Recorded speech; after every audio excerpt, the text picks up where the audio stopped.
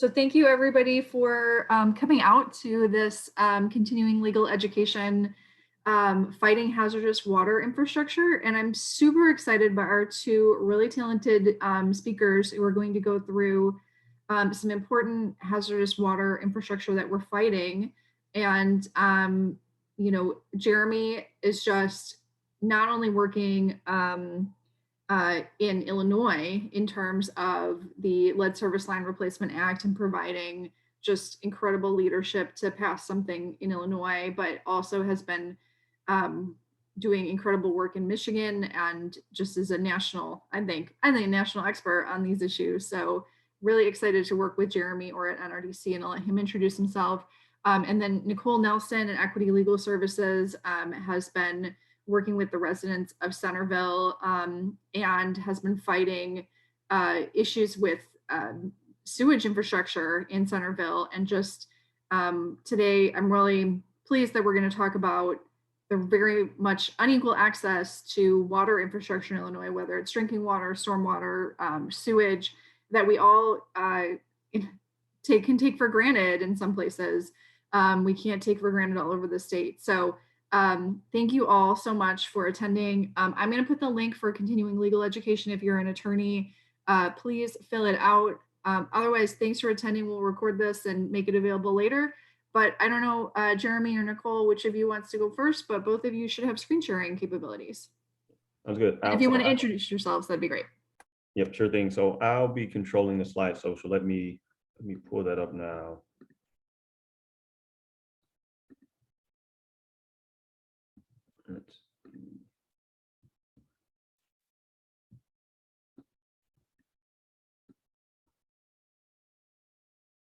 And can everyone see this okay? So, you know, we'll get started, and Nicole and I will do some, you know, kind of self-introductions in a little bit. So, you know, the topic of, you know, today's CLE is fighting, you know, hazardous water infrastructure, a survey of common issues and how attorneys can help. So, you know, Nicole and I will, you know, we'll be going through kind of this set agenda here. You know, we'll start with kind of introductions and key themes. We'll then shift to common drinking water issues, which I'll talk a bit about, and in particular share a bit more about the Flint water crisis. You know, this was a case that NRDC partnered with ACLU to work on to replace all the lead pipes in Flint. And then we'll shift to Nicole talking about some common sanitation and stormwater issues. And then she'll finish up with just kind of connecting with and supporting communities, like, you know, what that looks like from a legal standpoint. And then we'll leave about 10 minutes at the end for Q&A for you all. So introduction and key themes. So I can start with kind of introducing myself, and then I'll pass over to Nicole before we jump in. So again, my name is Jeremy Orr. I'm a senior attorney with the Natural Resources Defense Council. You know, as Jennifer mentioned, I work out of our Chicago office and cover work primarily around the Midwest, but also have the opportunity to support, you know, the work of some of my colleagues who are working on drinking water issues around the country, in particular, with a focus on Safe Drinking Water Act enforcement. So I do a lot on lead, a lot on PFAS, and more over the last year, have getting much more involved in access and affordability issues. I think COVID has really brought water to the forefront, and then and as you know, Nicole will talk about, I think especially over the weekend with you know, the flooding in the Midwest. I think that like this issue of water, not only drinking water, but sanitation and stormwater management is becoming more and more pressing. So I'll pass to Nicole for an intro. Good afternoon. My name is Nicole Nelson. I am an executive director and attorney at Equity Legal Services, located in St. Clair County, Illinois, which is in the same county as Centreville, Illinois. I am not an expert like Jeremy. I'm kind of new to the environmental landscape. It just kind of happened in this field by happenstance with some of the issues going on with some residents I was working with in the nonprofit area here in the Metro East area. So glad to be here, and hopefully we can learn from each other.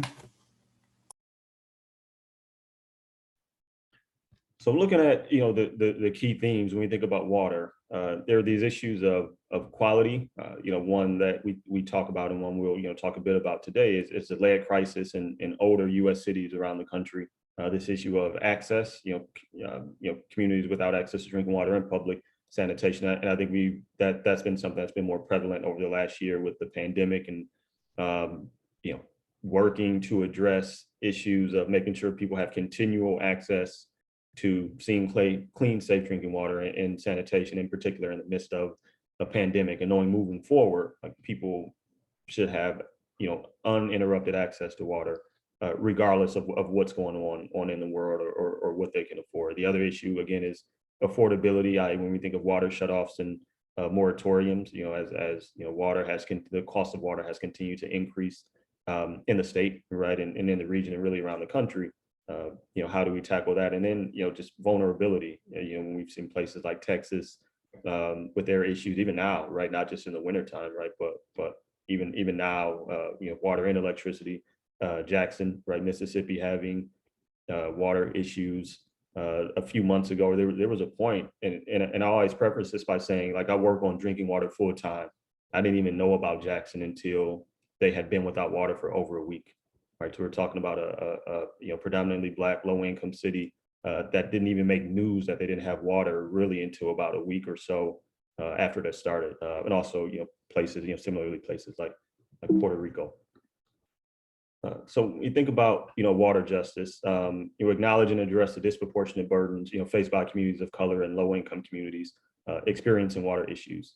And as part of that, we try to lay out and define environmental justice because I think for Nicole and I, that's kind of the lens which we do our work. And I say this all the time, in particular when I talk to law students who are thinking about careers in environmental law, in particular at the intersection of civil rights. I say, like, there are no environmental justice laws, so it requires folks like Nicole and I to get creative and find ways to use the existing environmental law through a lens of civil rights law and advocacy to come up with meaningful ways to do advocacy. But in particular, environmental justice is a fair treatment and meaningful involvement of all people, regardless of race, color, national origin, or income, with respect to the development, implementation, and enforcement of environmental laws, regulations, and policies. And as I'll share a bit more about drinking water violations around the country, but one report that NRDC produced a couple of years ago called Water Down Justice focused on drinking water violations at the intersection of race, geography, and socioeconomic status. And it found that drinking water violations were not randomly distributed, but that they were most likely to occur in communities and in communities of color, in particular, Black communities and low income communities were much more likely to experience safe drinking water act violations for more contaminants than white communities. Also looking at, again, there are all types of drinking water violations taking place. When you look at this map, it kind of shows that drinking water violations happen everywhere, right? They're all over the country, and you look at the map, you see that they're increasing as it relates to drinking water, and they are increasing as it relates to occurring in populations that are predominantly communities of color. I'll say the other piece of that is place and race matter for slow and inadequate enforcement. In particular, I kind of mentioned earlier, we looked at the intersection of geography and race, and what we found is communities of color, in particular, as we talked about, kind of older cities, aging cities, were much more likely to experience inadequate enforcement. So not only just the violation, right? There's a violation, and then your regulators should step up and do some sort of enforcement. So in these situations, the regulators were not actually regulating, or when they did, it was slow and inadequate. And I'll pass to Nicole for this portion.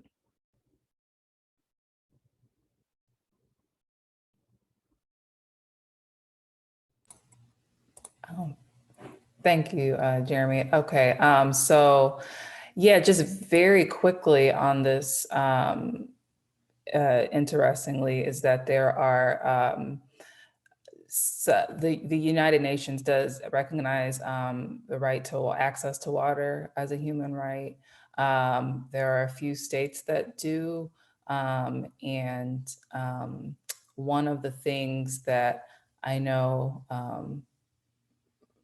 for instance, as part of our team is our research this summer that we're asking some of our interns to look at is how you develop into incorporating it into state and constitutions, because the problem is, although you may create this right, enforcement has been an issue in states like California or New York, for an example. So it's not just enough to have it as a right, a human right, which really appears to be necessary, as Jeremy mentioned.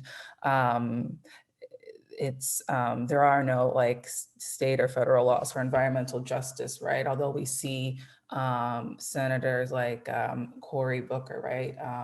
Or Senator Tammy Duckworth trying to push similar laws like that kind of through. They're still not into existence. So we have to cobble together relief or recourse. But in the meantime, having access to water as a human right would be helpful, but you need that enforcement aspect. And so these are just some examples of states that have tried, but enforcement is really a necessary component.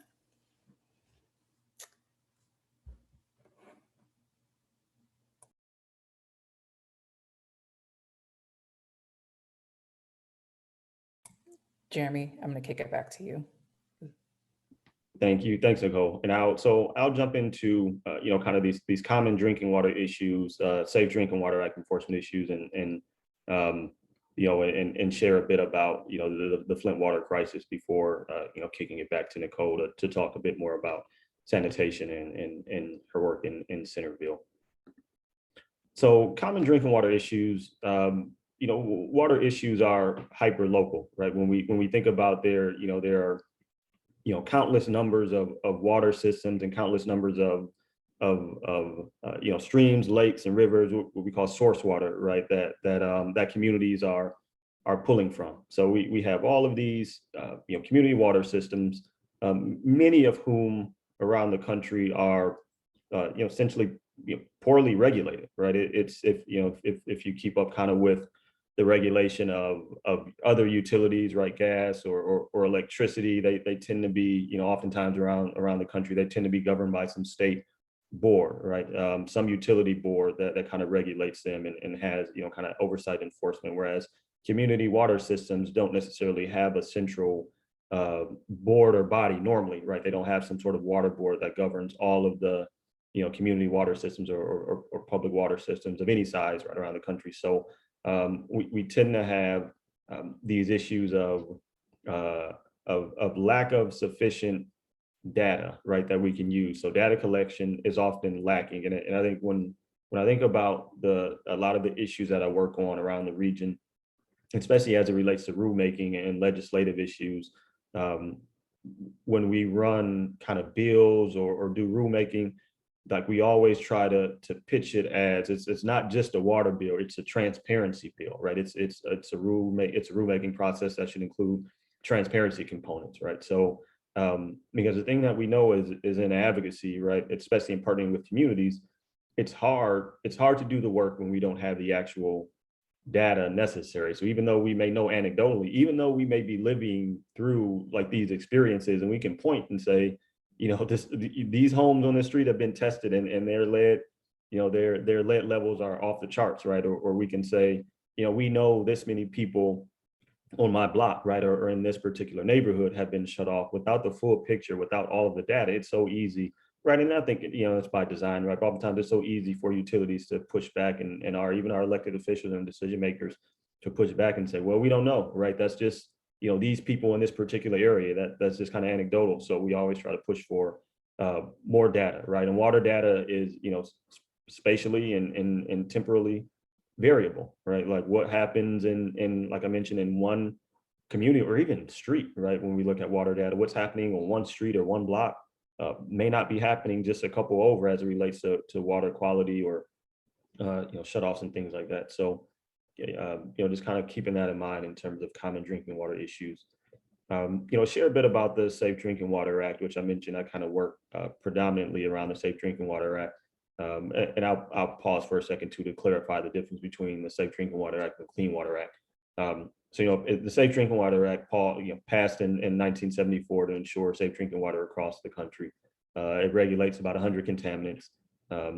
Three main violation categories are health-based monitoring and reporting and public notification and other violations. So the way I tend to describe it, because oftentimes I'll be on calls or in meetings or working with folks who may not, and it's hard to understand, but may not understand the difference between the Clean Water Act and the Safe Drinking Water Act. So they may be looking to use Clean Water Act enforcement mechanisms for Safe Drinking Water Act issues, right? So it's very easy to get them confused because there is some overlap. So again, Safe Drinking Water Act covers drinking water once it gets to your tap, right? So the regulation of, or not even to your tap, right? Once it gets to the distribution center to your your water system, so that when it comes out of your tap, it's clean and safe to drink, or it should be. Clean Water Act typically covers the source water, right? The lakes, the streams and rivers and the bodies of water where our drinking water comes from, the water in our water system comes from. So it covers who can essentially discharge or pollute into those bodies of water, what pollutants they can discharge into that water, and essentially how much they can pollute, right? So it's the the protection of the body of water in its kind of natural setting, right, of a lake, river, stream. For the Clean Water Act and the Safe Drinking Water Act is regulating the water once it leaves that source water and goes through the distribution system and comes out of your tap. Drinking water violations are pervasive. We've done I mentioned a report earlier, done a lot of work with EJHA for chemical policy reform, coming clean, and I found that 130 million people, right, served by drinking water systems with one or more violations of the Safe Drinking Water Act between 2016 and in 2019, right, and that's in all 50 states, right. There is no state that's exempt from these numbers, right, of having water systems that are in violation and are serving people some level of contaminated water around the country. We also have threats on tap from 2017, which kind of looked at the widespread violations, highlighted need for investment in water infrastructure and protections. In 2015, right, there were almost 81,000 reported Safe Drinking Water Act violations at 18,000 community water systems around the country. So as I mentioned, right, there are thousands upon thousands of individual water systems around the country, and that it makes it difficult to keep track of who's violating, who's doing what. But when we look kind of here on this map underneath of the top 5 states with Safe Drinking Water Acts, Safe Drinking Water Act violations by population of people served by these public water systems. So we have Texas, Florida, Pennsylvania, New Jersey, and Georgia. And in particular, we see here with Puerto Rico, as mentioned earlier, 95, 99% in violation.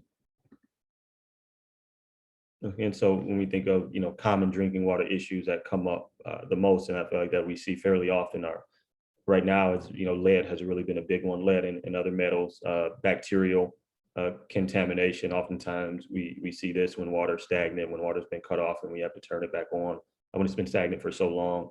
And then also reporting and monitoring issues. As I mentioned, there's a lack of transparency, from water systems oftentimes because they aren't maybe required to report certain information. And sometimes when they aren't reporting accurately or aren't reporting on time, and they aren't monitoring in the effective manners. So I'll share a bit about the Flint water crisis here before turning it over to Nicole to talk about sanitation issues. I'll kind of talk through a bit of, without going into the background. I think many of us kind of are very familiar with the Flint water crisis in and of itself. I'll talk about the legal aspect of it. So in 2015, NRDC partnered with ACLU of Michigan to file a lawsuit, a Safe Drinking Water Act lawsuit in federal court. They filed their notice of intent to sue in 2015 in November, and then in January filed a lawsuit in federal court. In the midst of that, there was a preliminary injunction in an ensuing hearing that took place kind of from March to September to kind of November of 2016, like in this time frame, a couple of different points, but ultimately the state ordered, the court ordered the state to provide bottled water to every home until or unless filters were installed and verified. This happened under Michigan Governor Rick Snyder. As this kind of continued on in January 2017, the governor's office wrote a letter to the judge saying that they'd like to figure out a way to mediate this and come to some terms. And in March 2017, a settlement was reached after about 3 months of negotiations. The settlement terms were placed under a consent decree, and in particular, a consent decree which is separate from some sort of settlement or agreement outside of the court. The consent decree essentially is legally enforceable and allowed us to go back to court in the instance that any of this agreement was violated. So whereas maybe an agreement outside of court, I would have had to go back to court to even show that I had an agreement and show that these were the terms of the agreement. But instead, this consent decree, as confirmed by the court, allowed us to simply go back and say, hey, this isn't happening. Clearly we have a settlement. This isn't happening. We need you to enforce this.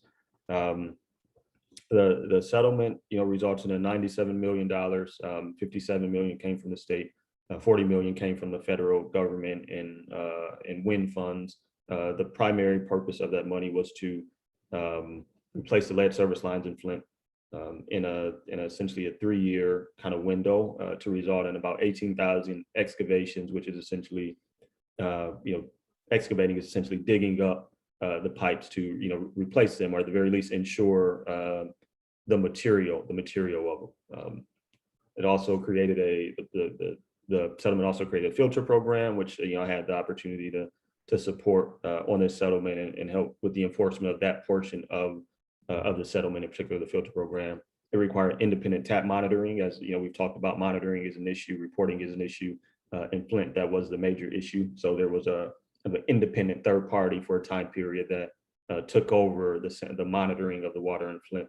And then it covered some health programs as well. NRDC and ACLU did have to go back to court in 2019 and 2020 to get a stipulation to the terms. What we call a stipulation is essentially amendments to ensure that the city was doing what they were supposed to be doing. We felt that they were somewhat out of violation of terms of that agreement. So, we were able to go back to court. One reason was to return them to a more efficient method of finding and replacing the lead service lines. They started out with the method that was, I think, over 70% effective in the first year. The second year, kind of unbeknownst to us, they ended up going to a different method that got down to, I think it was something crazy like 14% effective and this was essentially predicting and identifying where the lead pipes were. So essentially they spent almost the entire second year of this program digging up pipes that weren't, spending money to dig up pipes that weren't lead. So you get there, you excavate, you find out they are lead, you don't need to replace them, and then that was it, right? So you could imagine the amount of money that was spent and essentially wasted. So we went back to court to get them to return to another predictive model that was successful. We also stipulated that they prioritize homes likely to have lead service lines, require monthly reporting on the project and use of funds instead of further spread apart. We wanted to know on a much more regular basis where the money was going and how it was being spent, and then required a conference to address funding as a settlement began to wind down. I think I'll stop there, right? And happy to circle back during Q&A to answer questions. But this was the Flint water crisis as we think about Safe Drinking Water Act violations. Flint was followed by a Pittsburgh water crisis and followed by a Newark water crisis. So this was an issue that was popping up all over the country. So I say that to say, like, this wasn't just a Flint thing, right? I think because of how Flint happened, it really catapulted it to the forefront of international news for that matter. But these types of drinking water violations take place all over the country. And Flint's kind of just one example of that. So I will stop right there and pass to Nicole. Thanks, Jeremy. Okay, so leading in from that, because like Jeremy mentioned, these are all overlapping issues. I'm going to talk a little bit about sanitation and stormwater issues. And when I say sanitation, I mean sanitary sewer issues.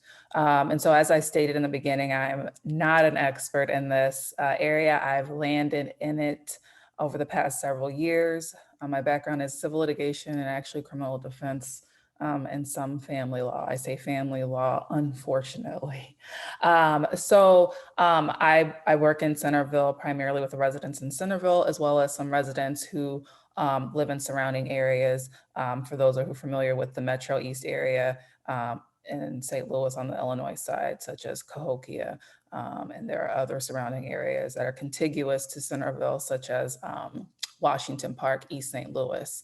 You can stay on this slide for a moment, Jeremy, if you don't mind. And for those who are not familiar, these areas recently merged. And so Centreville, the village of Allerton, and Cahokia recently merged and became what is known as Cahokia Heights as of May 6th of this year.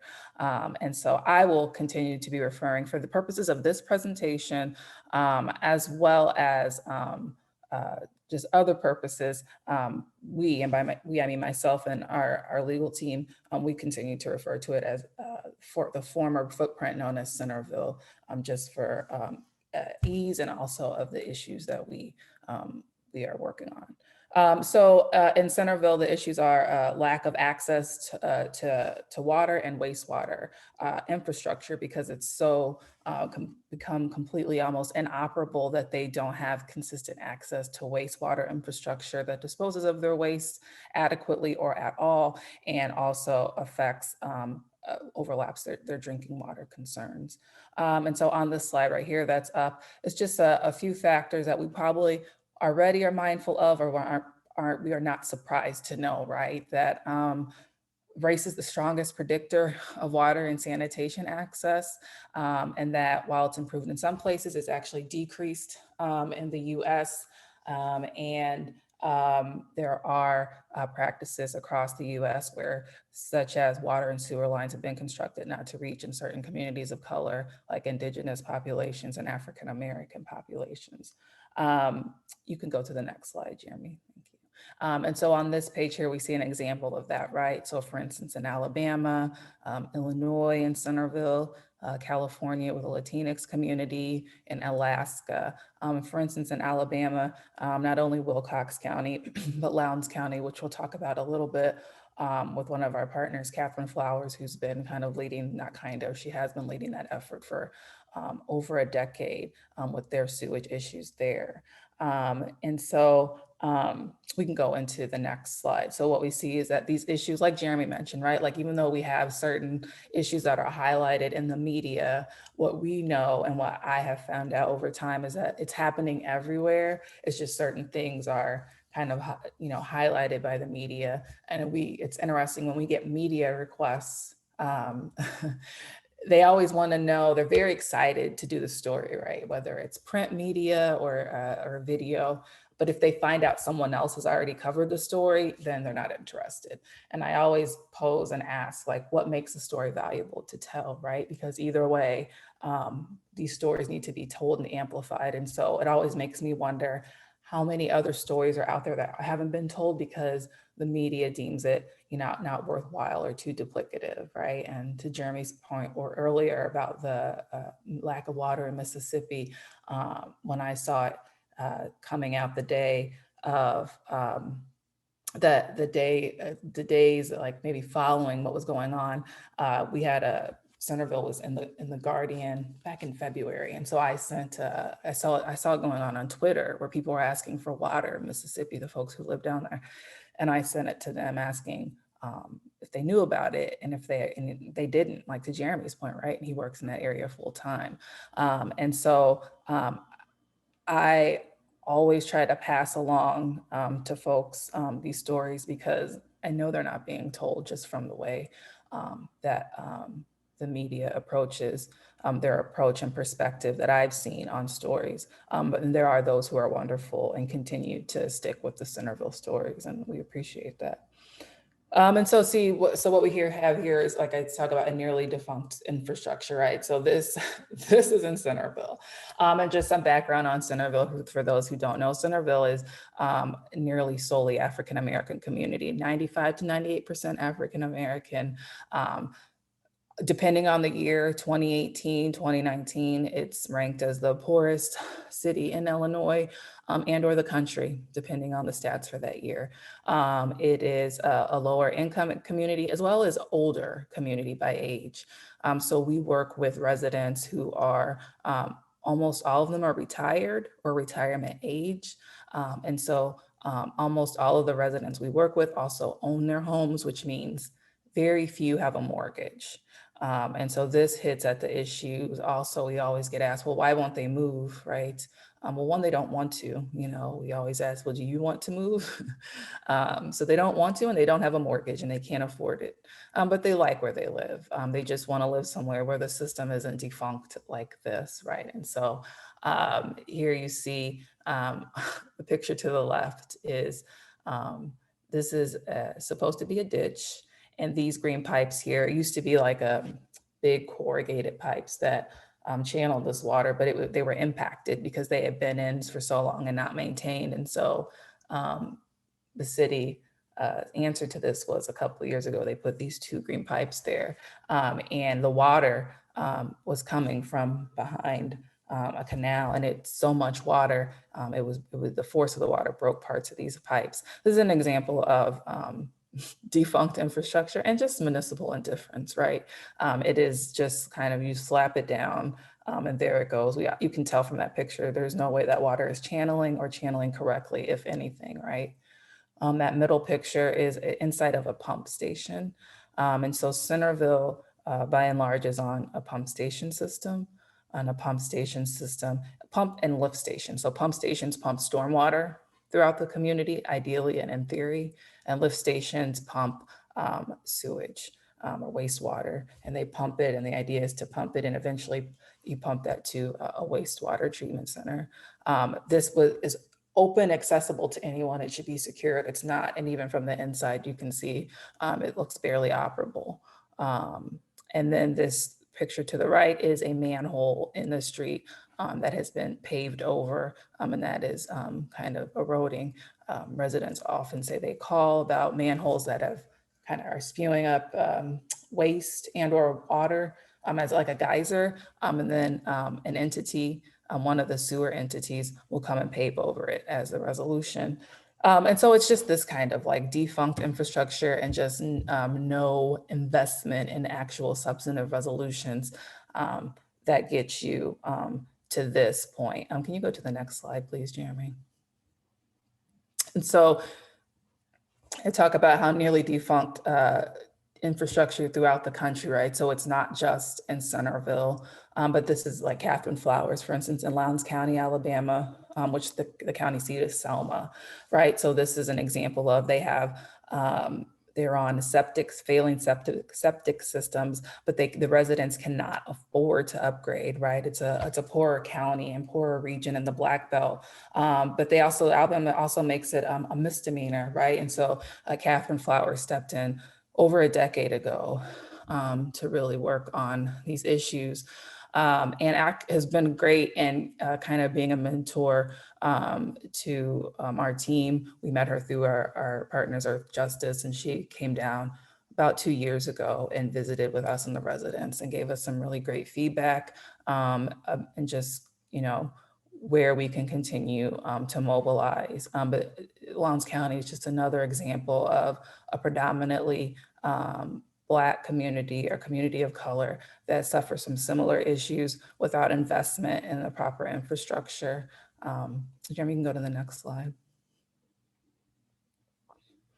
So then this shows us what it looks like. So when you have that infrastructure that's not invested in, and that's just, when you don't, like what it looks like when that infrastructure is left to without maintenance, and what it looks like to have lack of access, right? Because this is what this looks like. So this is Centreville. The picture on the left, if you can see in that bottom right-hand corner of that picture, that's a pump station. It's not, as you can see, pumping anything because the water is actually surrounding it.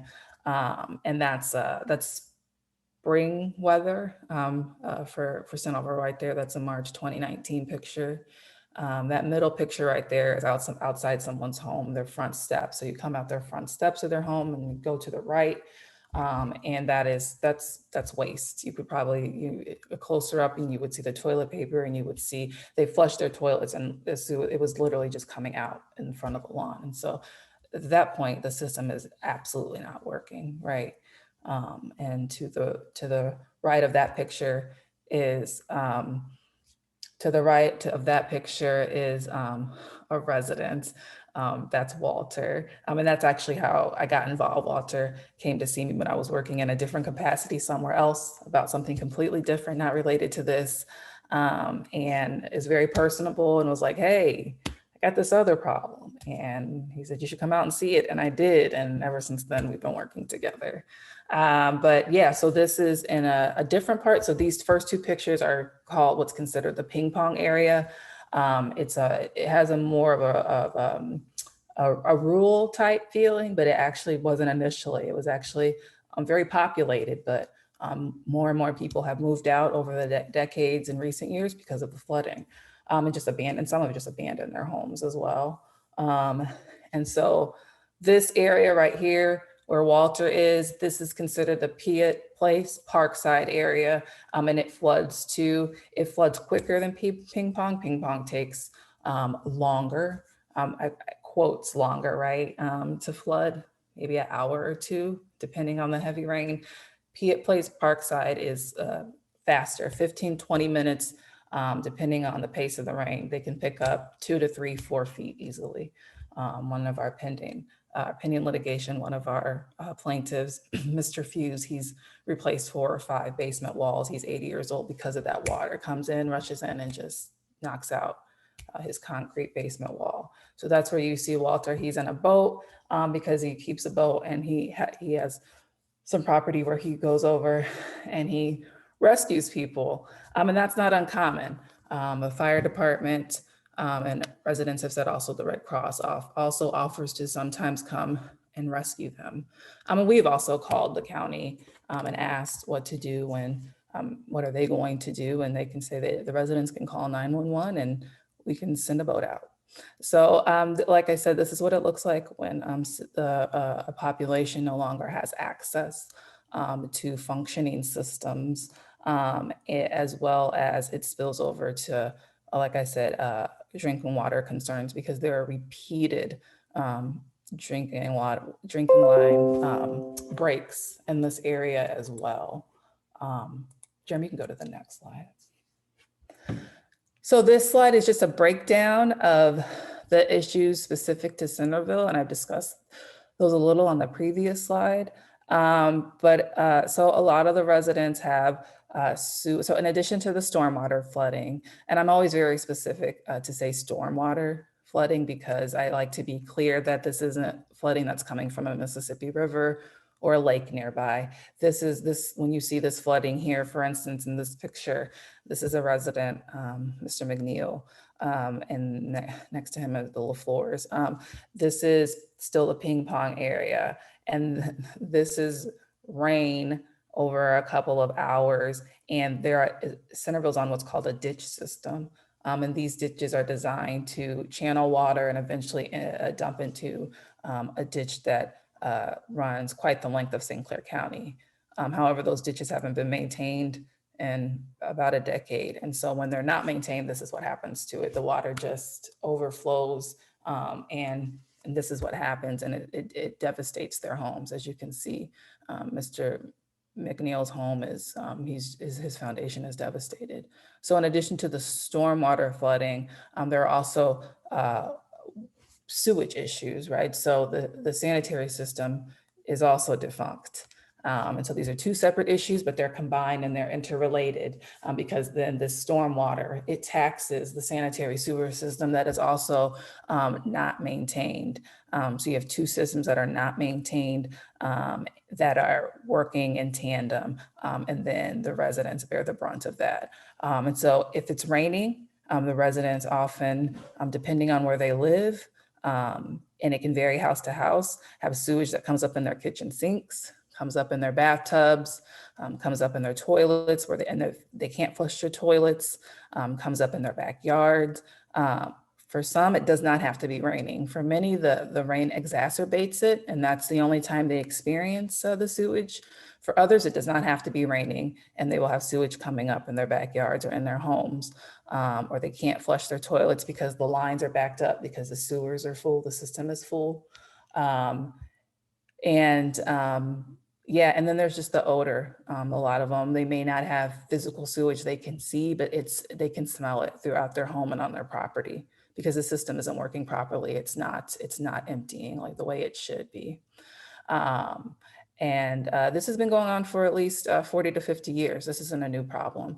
It's in the media recently, but that's due to the mobilization of the residents, really putting the heat on, and the media continuing to cover the story. But there are residents who have dealt with this almost the entire time that they've owned their homes.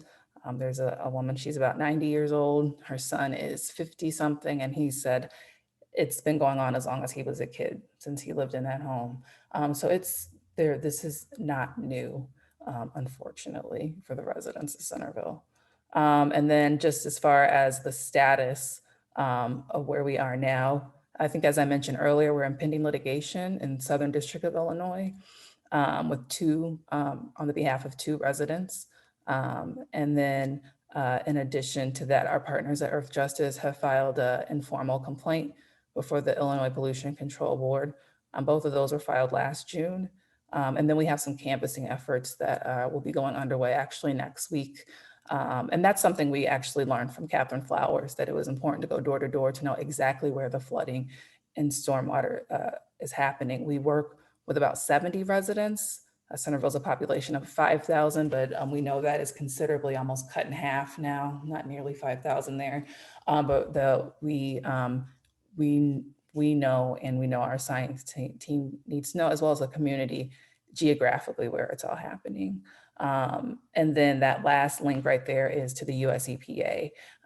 Recently, the US EPA has kind of stepped in and started doing inspections of common fields. Common Fields is one of the sanitary sewer providers of their systems, as well as the City of Centreville system, as those are the two sanitary sewer system providers for the area. You can go to the next slide, Jeremy.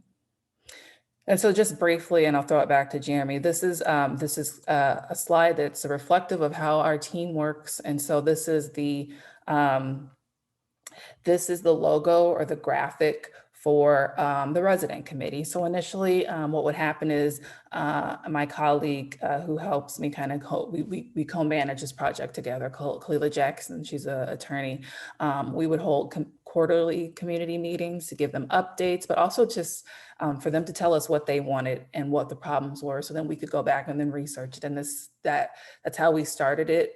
Back in 2018. And then we had Harvard started to be our partners. And one of the folks from Harvard said, hey, what about them having their own committee? Because we were really into the residents having ownership and us centering them, not the other way around. And so they formed a committee in 2019. And so the way it works is that the residents tell us what they want, and then we work outward with our partners to put that into play. And that's quite literal, right? They have meetings twice a month in the evenings, and anything that's happening or has come up in the interim, we take it to the residents, and then we jump off the call. Anybody who's not a Centreville resident jumps off the call, and then the residents vote on what's been put before them. We don't make decisions without them because these aren't our issues. It's not happening to us. And we try to make that clear to the agencies and other organizations that we work with. You can go to the next slide, Jeremy. And so this is an example of that community mobilization that I'm referring to. So like this first flyer here to the left is an example of like when we first started out, which when I put this slide together, it was kind of nostalgic because when, first of all, this is pre-pandemic when we were meeting in person, and it was, the committee was smaller, but this is how we used to go door to door. I used to have to go door to door to give them flyers. Again, they're older, so they're not on social media or really on the phones or doing texting. So I would have to go to every citizen's door and hand these out.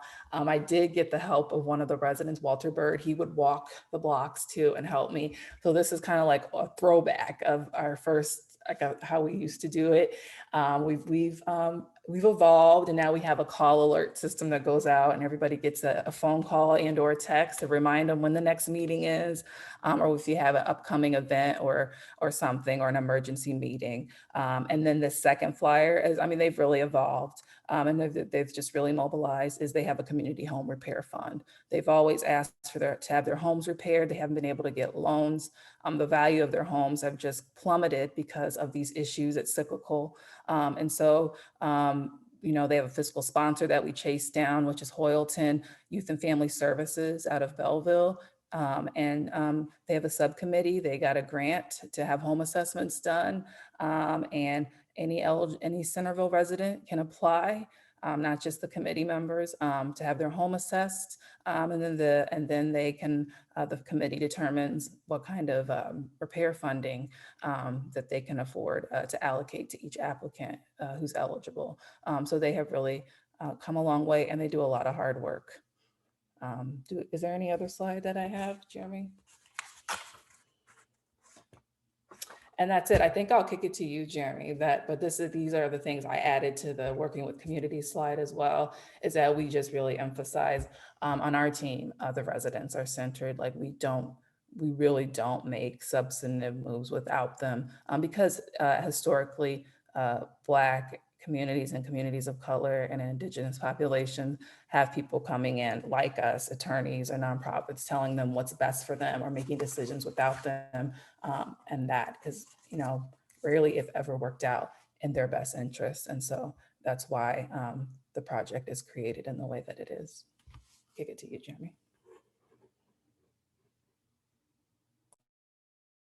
So now I'll go back just a slide. These are some of the resources. I mean, we'd be happy to, you know, to share as well, but some of the, you know, the space that we cited in the presentation, you know, here today, and we, you know, kind of wrap up and go to, you know, Q&A. You know, it's just a you know, slide with our bios. And then if I could, you know, chime in too on the piece about you know, working with communities that Nicole kind of wrapped up with is, I mean, it's so important. I think she mentioned, right, like leading, like communities needing to lead on the issues that impact them. And I know for me, like kind of, you know, coming out of environmental justice work prior to practicing law, and that still being the center of the work that I do now, I always try to be very cognizant of, you know, are we, you know, as Nicole mentioned, like are you know, am I being invited into this community to help solve a problem that they believe is a problem, right? Or am I, or have I personally identified a problem that I think they need to solve, right? And I think the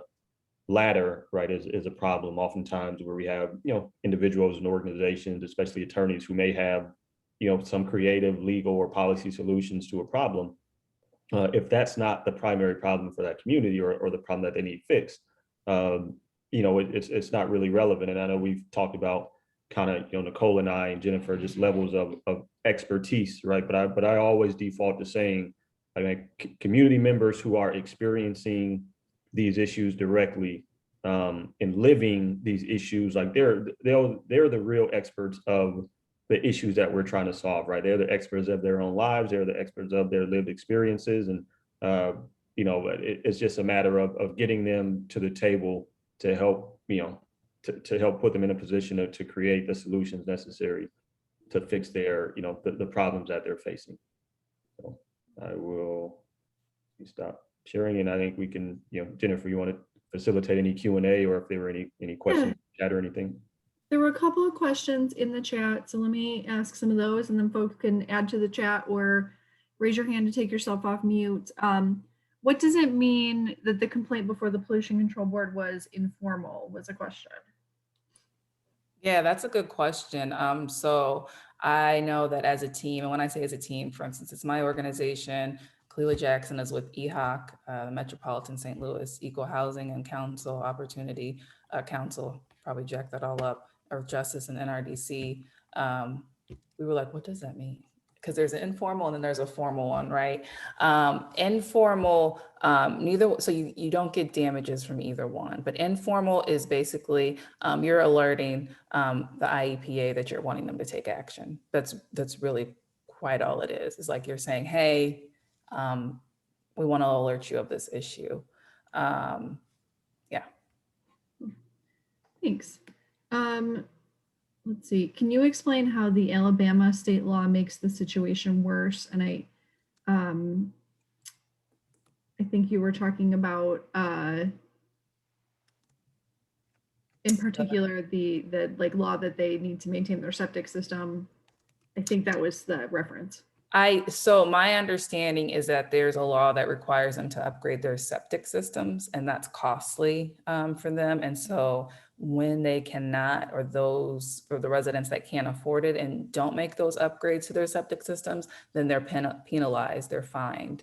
And so it's just cyclical. And so that's how it's harmful, is that they are required to do these upgrades, but that they can't. And so then they're getting fined for something that they don't have the ability to comply with. Yeah. So for Jeremy, Jennifer and we had asked a question. Illinois uses a patient questionnaire to determine whether kids should be blood tested for lead. Has there been any push to add questions to the questionnaire related to potential lead exposure through drinking water sources? Yep. So, you're spot on, right? Most of the time, lead is discovered during, hospital or doctor's visits, right? And I think one of the things that we've talked about over the last year, in particular in Illinois, was is there a way that we can ask, water utilities very specific questions, in particular about shutoffs, about affordability, and about lead exposure and lead contamination in a questionnaire. And I know we've had the conversation with not IEPA, but IDNR around the kind of Lake Michigan service area, about is there a way that we can, amend their questionnaire, which they have the authority to add and take questions away from, right? Can we amend it to add a couple of questions about issues like that? So there has been some conversation around it. I'll say that there has been reluctance, from the state on this part, in particular IDNR, to ask these questions. They felt they couldn't require you to answer them. But our point was, even if you put them on there, right? Some people may respond, some people won't, but some data is better than none, right, at all. So I think we're still trying to push to see if we can get something on in those questionnaires. I think that, there's a question about corruption too. Has anyone, for example, the mayor of Centreville, been indicted or gone to prison over issues that are going on there? No. In fact, since they merged, they elected a quote unquote new mayor who was just the township supervisor for 16 years. So he's switched over to become the mayor, and the old mayor is now over emergency services. So no, everyone's just transitioned over into the new city. So no. So fun. For both of you, I think, how do you balance the need to act quickly to address these issues with the need to build relationships with residents? I think I can start there. And it's difficult to do, right? And it's kind of what I talked about a few minutes ago, was like, there's always a sense of urgency, right? I think all of the environmental issues have a sense of urgency, right? Water, climate, utility issues, you name it. But I think a big part of that is understanding the difference between like what's urgent and what's important, and in particular, like what that community is prioritizing, right? And I think at the end of the day, like, man, if it's something that particular community, especially when they have all the information, right? They're informed, you give them all the information, you present them with the options. If a certain issue isn't their priority, I find it, kind of difficult to move forward on an issue, right? If I don't have the relationships, if I don't have the trust of that community, And I've seen it, man, I've seen it happen recently too, in some of my work around the country where, I know it's an issue, right? Community may not realize it's an issue, but I've seen, maybe other attorneys or other organizations move forward on stuff and get shut down, trying to get no progress on the issue because they haven't built the relationships with community. And I think, so for me, I think it's really important, and it's definitely a difficult balance, but I think my default is always to, I think we say move at the speed of trust. Okay. In Flint, after Elizabeth has asked, in Flint, after pipes were replaced, was the drinking water tested again? If so, do you know the results? There is information that lead may also be in other internal piping. I didn't know if, Nicole, did you want to answer that last question before we move on to the Flint one? I'm sorry. Yeah. No, I mean, I follow with Jeremy. We don't move on really anything unless we have the community's consent. And sometimes that means actually losing out on opportunities, right? But to us, that's more important than losing their trust, because that's really hard to build and get back. So, yeah. And on the Flint question, so we're nearing, it's funny, NRDC just put out a press release today that we're nearing the end of the settlement with all of the requested pipes having been replaced. So we're not fully there yet, but we're nearing the end of all the pipes being replaced in Flint. But in particular, as it relates to individual individual pipes, yes, right. So there is continued testing, continued filter education, continued filter replacement in Flint. So over the process of the last few years, pipes would be replaced. You would then have a filter installed by a professional. They would, come back and check on and make sure it's running right. And then these independent, as we mentioned, kind of tap monitors, making sure that the water was safe. So there, I'll say that. And then I think there was there's information about lead, other internal piping. Was trying to see the second part of the question. So internal piping, yep, that's correct, right? So there are homes with internal piping that will have lead. Oftentimes, more often than not, it's either not lead or maybe galvanized, right? Which we know, and galvanized steel in many instances it has some traces of lead in, or it's coated with lead.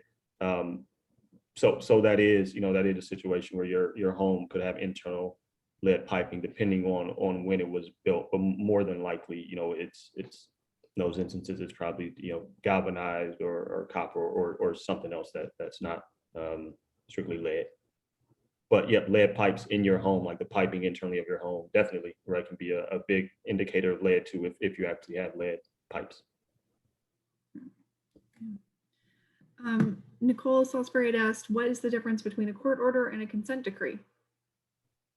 So in this sense, a court order a court can order kind of anything, right? In this instance, the order verified or confirmed the consent decree. So the consent decree is more in lines of a settlement, right? You hear people say we'll settle out of court, right? If I get sued, big corporation may settle out of court with you, and they can put all these non-disclosure agreements, all of these terms on it, right? So in this particular instance, there was a consent decree, which was affirmed by the court. So the consent decree was essentially an enforceable settlement contract that we can take immediately back to court versus kind of settling out of court. We wouldn't have been able to, but a court order, which is kind of maybe a separate mechanism, is essentially the court's decision, right? And that could look a number of different things, not just a consent decree or settlement or something else, but the court order is just essentially the final order of the court on a particular issue. So in this instance, the court affirmed the consent decree and allowed us to move forward with it. And then as parts of that, when we came back to court on a couple of occasions to add stipulations or amend the consent decree, the court ordered those stipulations be made to the consent decree. Well, thank you. Yeah, well, we've reached the end of the time. I think this was really excellent. So thank you so much to Jeremy and Nicole for this presentation. I put the continuing legal education link for those who are attending. Please fill that out soon. Well, either email me like right now or fill it out so that I can send you their certificate. So thank you so much. Thanks so much for all to all for attending. This was a really great presentation. Looking forward to working with all of you, and have a great rest of your day. So thanks, everybody. Thanks.